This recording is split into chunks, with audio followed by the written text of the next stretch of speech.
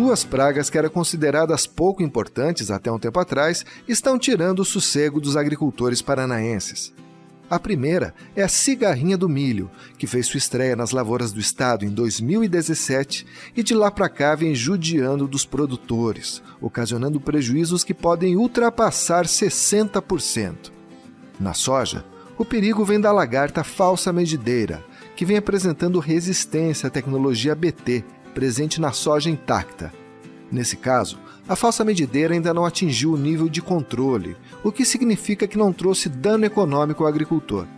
Mas é preciso atenção para que essa e outras pragas não adquiram resistência às tecnologias disponíveis. Seja na soja, no milho ou em qualquer outra cultura vegetal, é fundamental seguir as recomendações técnicas para evitar dores de cabeça futuras. É sobre isso que trata o programa de hoje. Eu sou André Amorim e o Boletim no Rádio começa agora. Bom, e para começar esse bate-papo, eu quero apresentar os convidados desse programa, começando pela Ana Paula Kowalski, que é do Departamento Técnico Econômico aqui do Sistema FAEP, Senar Paraná. Tudo bom, Ana? Tudo bem, André. E o Marcílio Martins Araújo, que é o coordenador do Programa de Sanidade Vegetal da Agência de Defesa Agropecuária do Paraná, da PAR. Como é que vai, seu Marcílio? Tudo bem, André.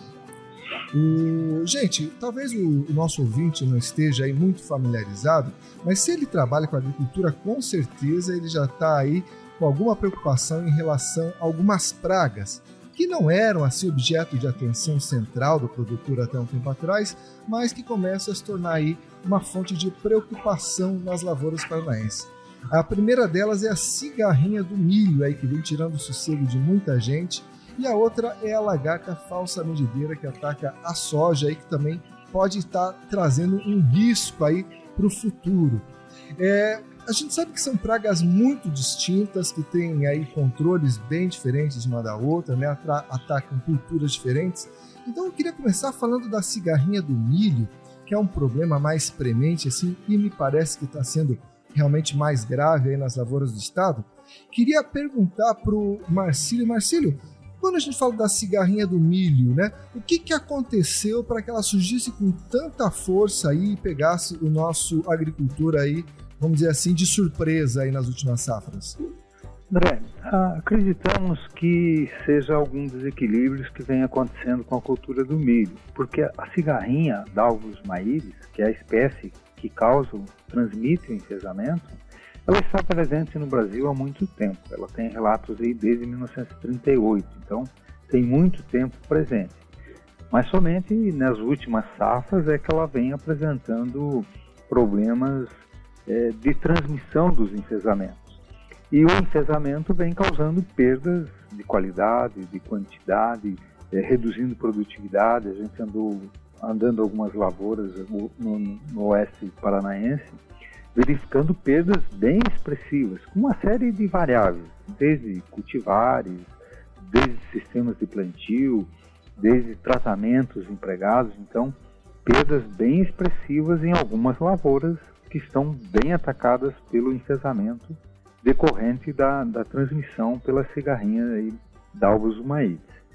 Só para a gente ter ideia, Dr. Marcílio, quando a gente fala de perdas severas, são perdas de que ordem? Assim, 50%? Pode chegar a mais do que isso? Realmente causa perdas tão severas assim?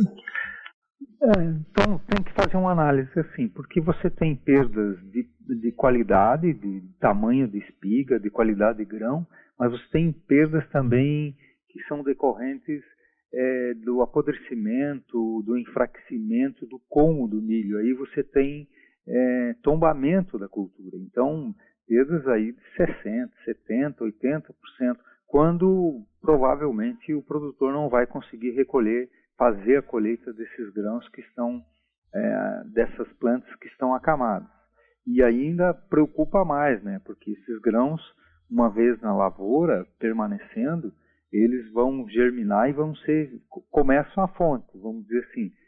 Se a gente fosse começar quais as soluções, uma das soluções seria uma boa colheita para não deixar espigas no terreno, grãos distribuídos no terreno, que vão gerar as plantas tigueras ou plantas voluntárias, que é o começo do processo de contaminação de uma nova safra. Então, começa aí. O preparo começa agora terminando a colheita, agora, o produtor fazendo uma boa colheita, começa aí.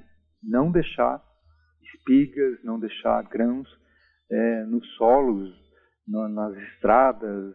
Então, uma série de cuidados, né, começa nessa nossa, que estamos se aproximando da entre-safra, que praticamente não existe, né, porque a gente praticamente tem milho o ano todo aí no estado e mesmo no Brasil. E, doutor Marcílio, essa praga ela não existia aqui no estado e agora ela apareceu com força, ela veio de fora, qual que é a história dela?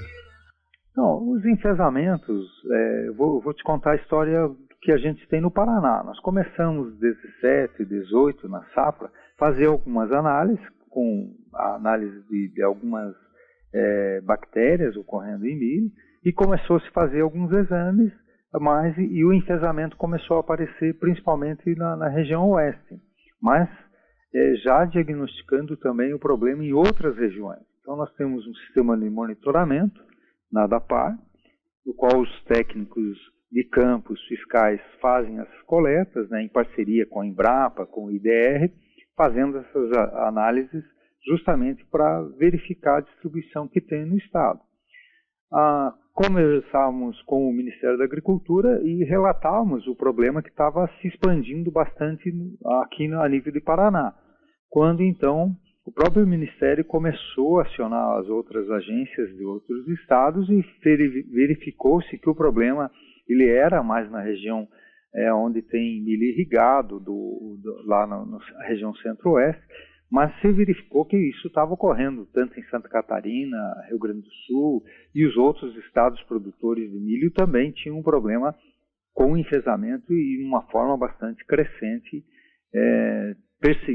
persentido aí pelos agricultores, com as perdas, com alguns híbridos mais sensíveis, né? Então cada vez se intensificando mais. O senhor falou dos enfesamentos, né? Só para o nosso ouvinte entender legal aí como é que funciona isso. A cigarrinha do milho, ela é vetor dessa doença que são os enfesamentos, é isso?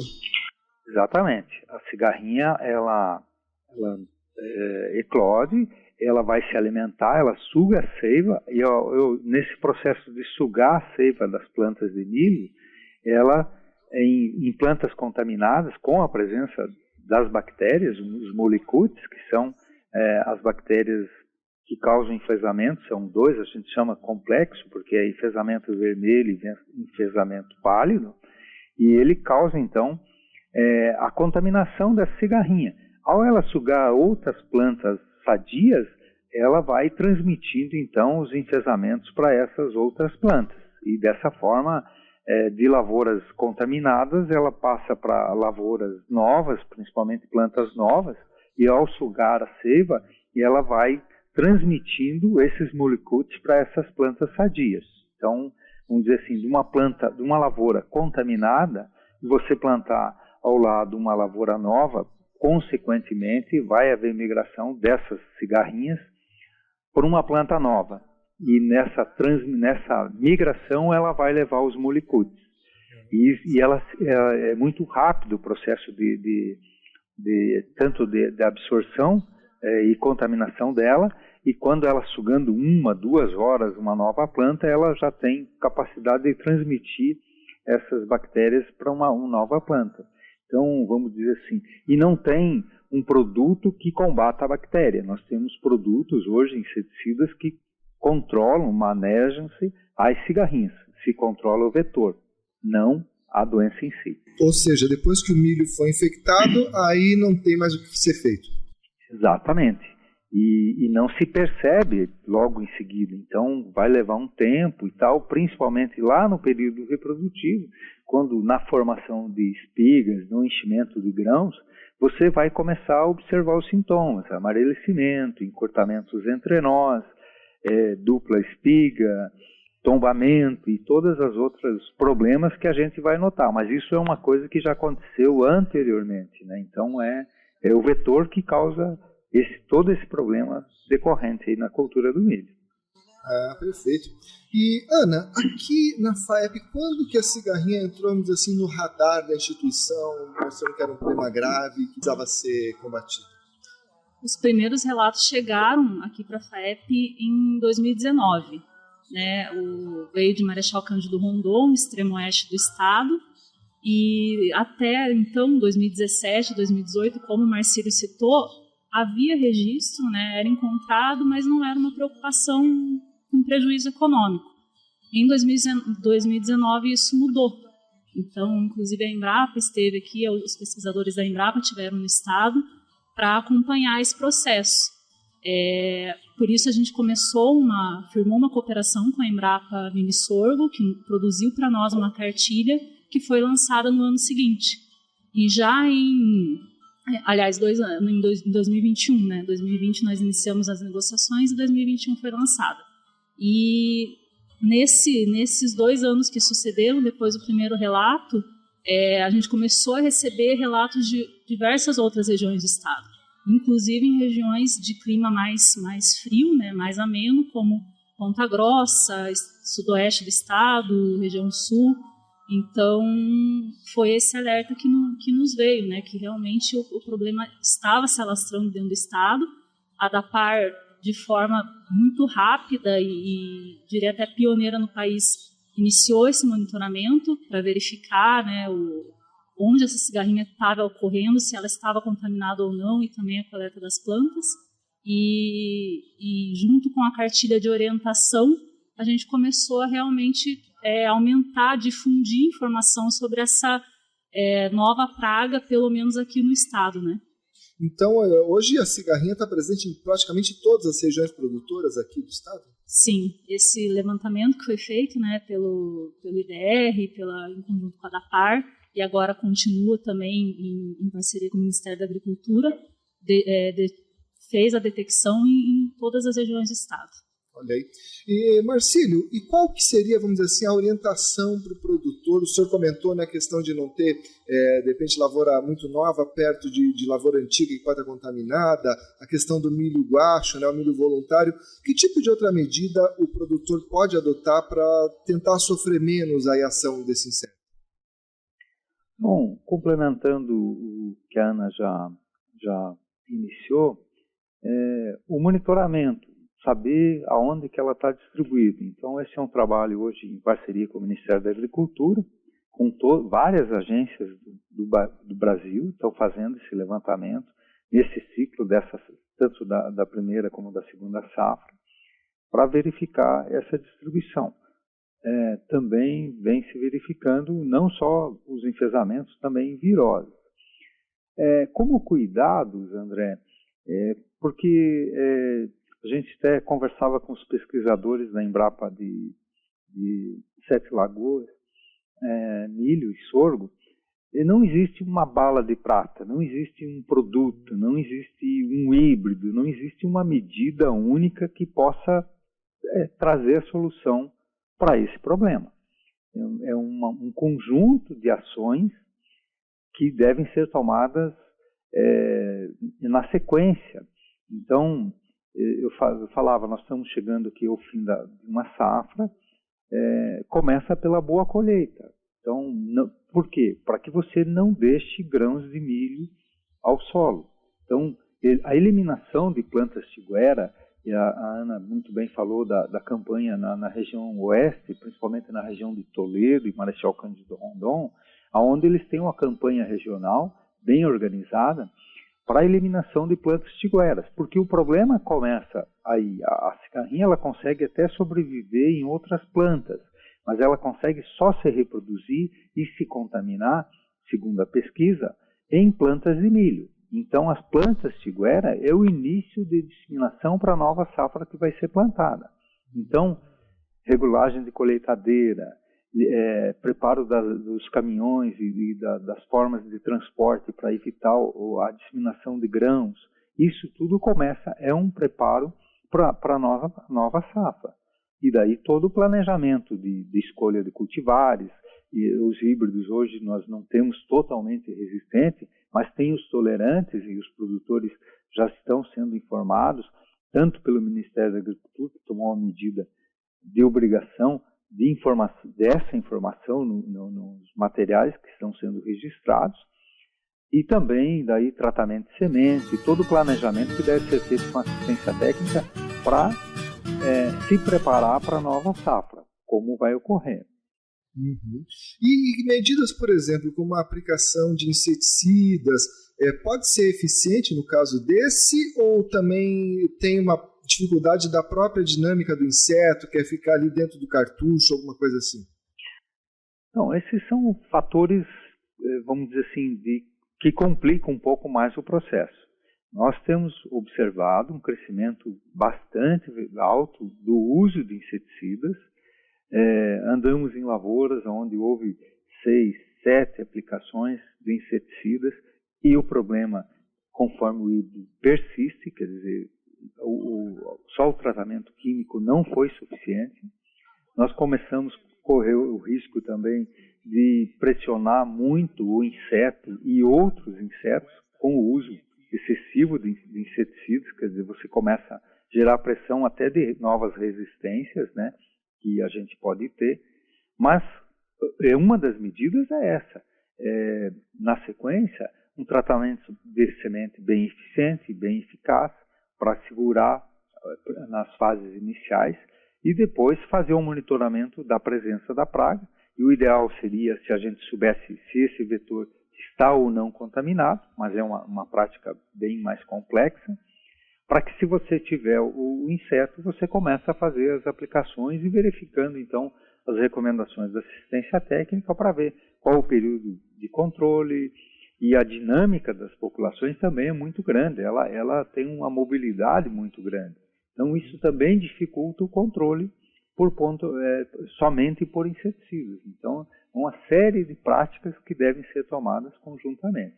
Não existe uma solução única, precisa se tomar conjuntamente. O ano passado, André, só para relatar, o ano passado teve geada, parece que o problema foi menor, mas na verdade, quando se começou a ter os problemas, na segunda safra você teve ocorrência de geadas.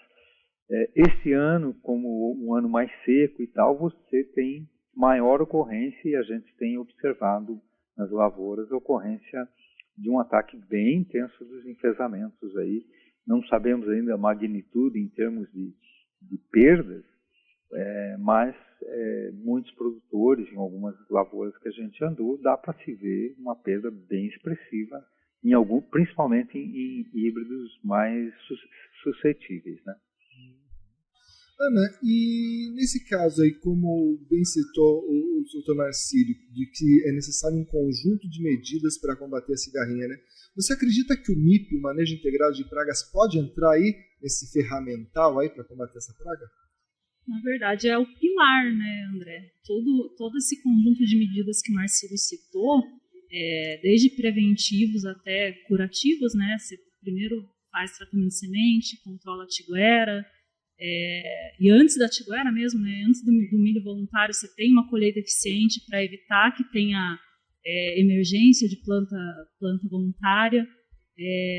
Tudo isso é um conjunto de medidas que é o que preconiza o manejo integrado de pragas. Então, você lança a mão de várias estratégias para tentar controlar o teu problema.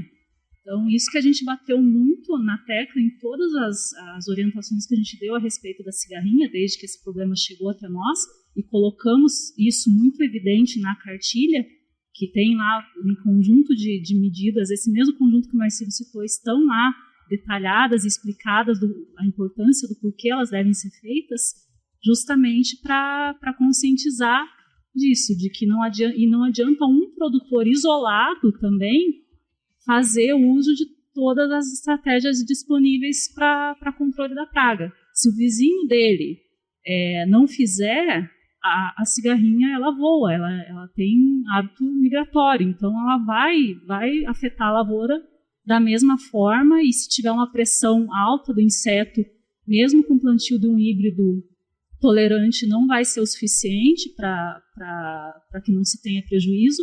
Então, realmente, é esse planejamento que é o essencial, e ele começa agora.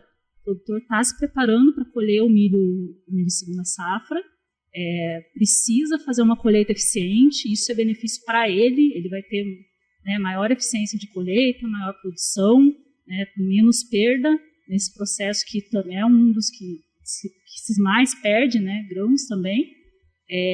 A partir daí ele faz o controle do que eventualmente venha a emergir a campo, faz o controle do milho voluntário.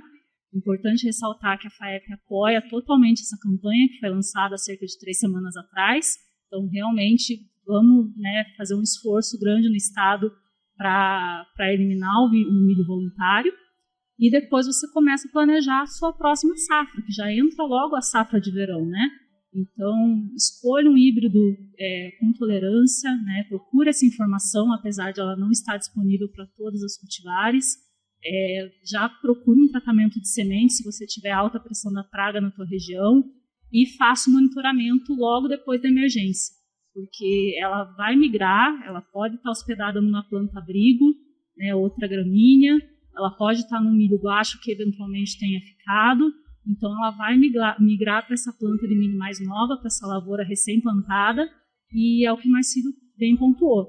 Controla-se no início, né, na fase vegetativa, para não ter os problemas na fase reprodutiva. Depois que a planta começou a manifestar os sintomas, não adianta mais. As perdas já estão consolidadas e o controle não é mais efetivo. Então, esse é o ponto de atenção.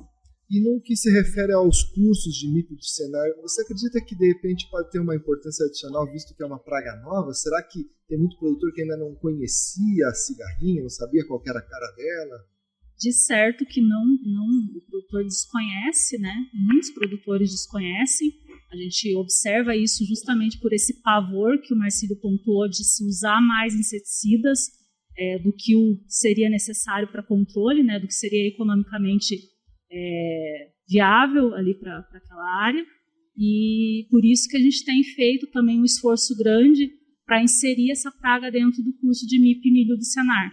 Nós tínhamos apenas o manejo integrado de pragas na cultura da soja, estendemos isso para o milho, então lançamos o manejo integrado na cultura do milho, já tem praticamente 2 anos esse formato, e fizemos uma capacitação dos instrutores específica em relação à cigarrinha, né? E agora possivelmente vamos renovar também, porque sempre tem algum dado novo, alguma situação nova para ser orientada.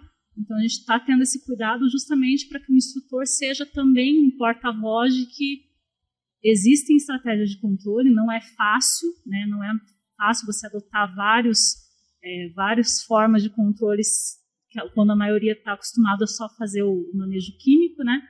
E não há nível de controle. Então, se você encontra uma cigarrinha a campo, você não tem como fazer uma análise se ela está contaminada ou não, você já tem que entrar com um inseticida. Então, isso é muito importante, né? Saber o tempo correto, como utilizar esse inseticida e como utilizar os outros manejos necessários. E só lembrando aí o nosso ouvinte aí que de repente está com esse problema aí na sua lavoura, o Senar oferece o curso do MIP Milho gratuitamente, né? Você busca o sindicato rural do seu município aí para pegar mais informações, saber quando que vai ter uma turma. E você também pode baixar a cartilha da cigarrinha do milho no nosso site, que é o www.sistemafaep.org.br, e lá você vai pegar várias dicas, aí, várias orientações sobre como tentar controlar e pelo menos sofrer menos na mão dessa praga, né? E mudando um pouco de assunto, gente, mas continuando aí no tema pragas, outra situação aí que mereceu atenção foi a lagarta falsa medideira da soja, que parece que está desenvolvendo uma resistência à soja intacta, à soja com a tecnologia BT, né?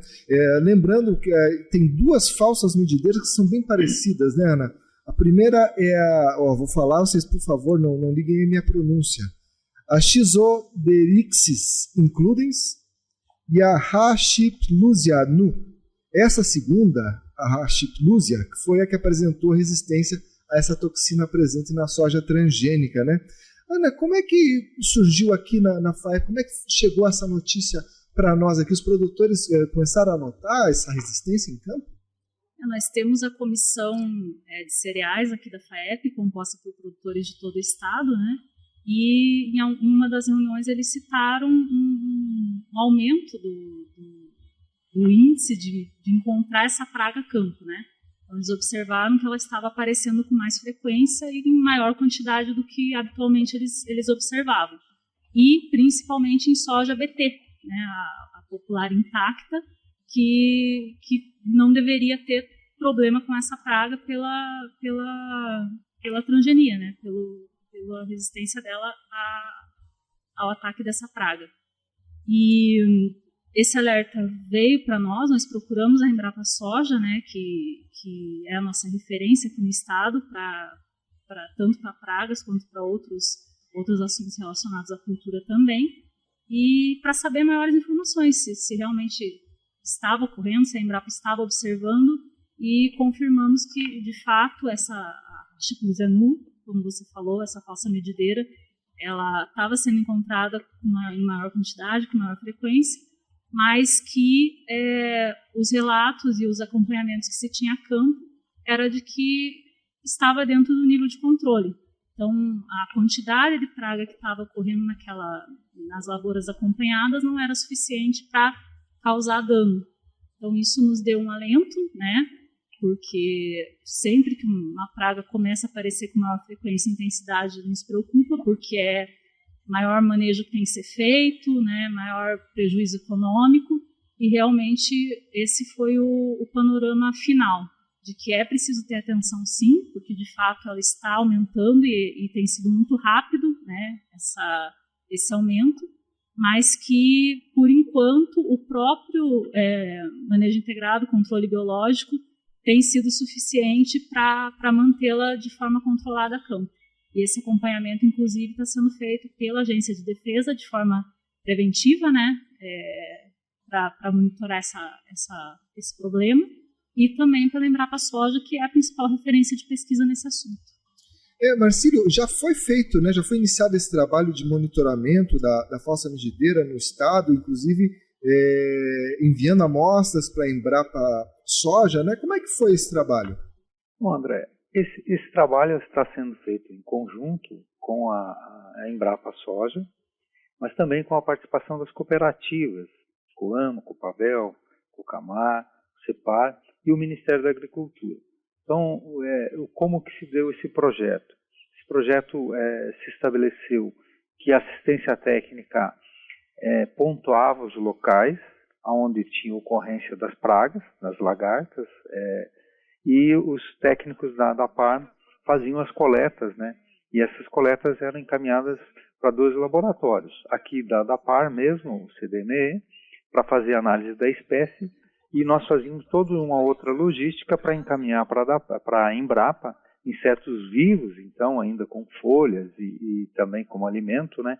Mandávamos vivos para que se fizesse a análise da espécie, do parasitismo e essa questão da resistência que a praga vem apresentando, principalmente para a soja BT, que num primeiro momento era para controlar as lagartas falsa medideira e a broca das axilas também.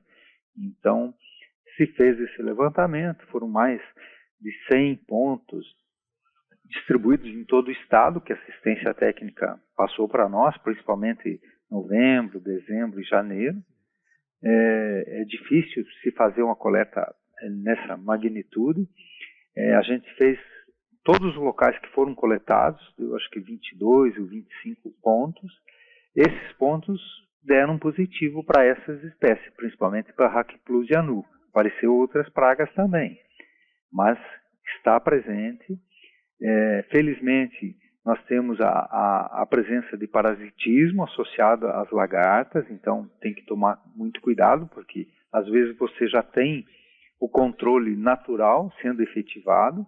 Como a Ana falou, essas pragas têm nível de controle, então o produtor tem como ficar monitorando e verificando, e muitas vezes não vai ser necessário intervir com a aplicação de inseticidas, porque vai ocorrer um controle natural, mas tem que ficar monitorando, e se houver necessidade, na avaliação da assistência tem que se fazer o controle, mas é uma praga que ainda não preocupa, mas do outro ponto de vista, preocupa porque era uma praga que era para ser controlada pelas variedades transgênicas que estão disponíveis aí.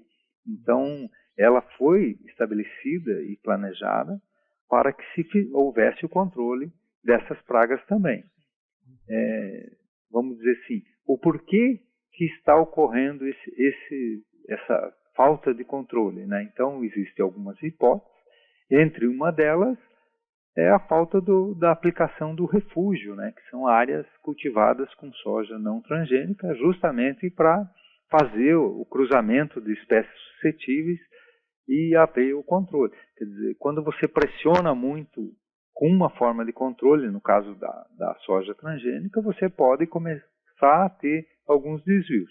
Isso não é ocorrência somente no Paraná, isso vem ocorrendo no Rio Grande do Sul, Santa Catarina, e começou a aparecer algumas coisas na região central do Paraná e também em São Paulo. Então é isso que está sendo monitorado e acompanhado de perto pela pesquisa e pela Agência de Defesa, a ADAPAR, no caso.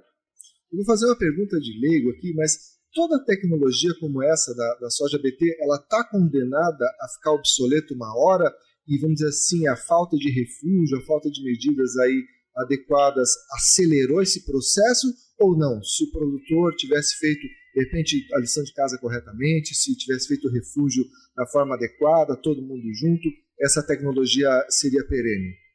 Como eu te disse, são hipóteses, mas quando você usa uma medida única, exclusiva, você coloca sob uma pressão muito grande e os riscos de ocorrer alguma resistência, o aparecimento de inseto resistente e começar a trazer problemas, isso é comum. Vamos dizer assim, com a entrada da ferrugem asiática lá atrás, você começou a se usar fungicidas, que acabaram comprometendo fungicidas entomopatogênicos, quer dizer, fungos que atacavam pragas. Aí você começa a desencadear um problema de uma nova praga que não tem nada a ver, a princípio. Mas, então, toda forma de pressão que você faz com uma tecnologia, com a única cultura, ou com culturas suscetíveis, você está colocando sob pressão todo o sistema. Então, aí os princípios do manejo integrado, de rotação de culturas, de cuidados, de controle, de somente fazer o controle se atingir o nível de dano, aquela praga realmente causar danos, você entrar com uma medida, você começa a colocar o sistema sob pressão. Eu acredito, vamos ver a opinião da Ana, mas eu acredito dessa forma. Às vezes a gente coloca uma tecnologia sobre uma alta pressão e isso acaba, uma praga às vezes secundária, de pouca importância, começa a surgir e se torna uma praga principal. A cigarrinha do milho é um caso de uma praga que não tinha problemas lá atrás e atualmente é uma praga que vem aí causando bastante prejuízo. Eu posso supor então que, vamos dizer assim, outras espécies também podem ganhar resistência à tecnologia BT se não forem tomadas as medidas necessárias? Eu acredito que sim, novas pragas, mas isso não é comum somente, não é somente do sistema transgênico. É um problema que pode ocorrer por uma pressão de um inseticida, de um fungicida. Os fungos são muito mais, a ocorrência de resistência é mais intensiva, mas mesmo de plantas invasoras, de insetos, também tem surgido problemas de resistência e daqui a pouco você é obrigado a conviver com uma nova praga. Então, os princípios de rotatividade, de cultura, de princípio ativo, de variedades, tudo o que está previsto precisa ser utilizado como ferramenta para conviver e poder futuramente nós mantermos rentável a atividade que está sendo desenvolvida pelos agricultores com a cultura da soja, milho, trigo e as demais que também são exploradas. Bom, e já que nós estamos falando aqui de sanidade vegetal, eu queria lembrar o nosso ouvinte aí que agora, dia 10 de junho, começa o vazio sanitário da soja. É isso, doutor Marcílio?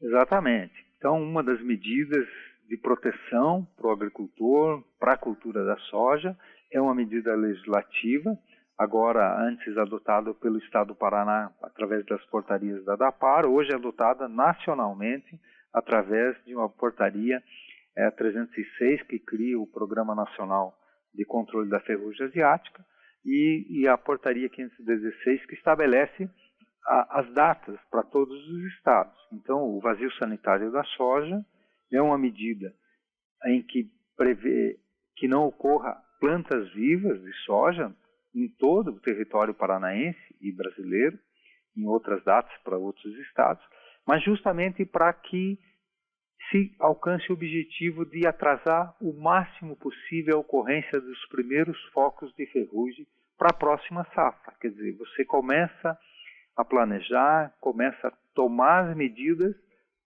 quando a cultura não está implantada. Então, cuidar para que a gente não tenha plantas vivas de soja disseminando ferrugem e podendo comprometer a próxima cultura. Então, essa é uma medida de consciência, de responsabilidade que o produtor deve ter, e ele sabe os benefícios que o vazio sanitário, no caso cultura da soja, pode trazer para toda a comunidade produtora do estado do Paraná.